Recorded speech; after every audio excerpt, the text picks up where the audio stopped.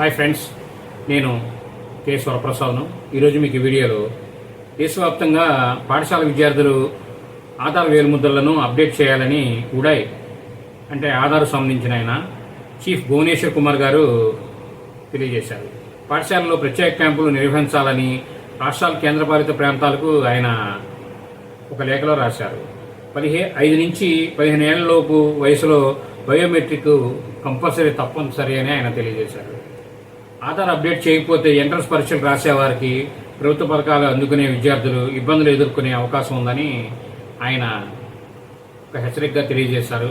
కాబట్టి మీరు కేవలం స్కూల్స్ మీద ఆధారపడకుండా బయట ఆధార్ సెంటర్లో కొన్ని బ్యాంక్ ఆఫ్ బరోడాలో ఆధార్ సెంటర్లు ఉన్నాయండి, వెళ్ళి అప్డేట్ చేయించుకోవచ్చు పిల్లల్ని తీసుకెళ్ళి చక్కగా. ఎందుకంటే మనం రేపు అనేది వాయిదా వేయకుండా ముందుకు వెళ్ళడమే నయం. ఏ పథకాలకు ఎప్పుడు ఇబ్బంది అవుతుందో తెలియదు, ఆ రోజున పెద్ద లైన్ ఉంటుంది.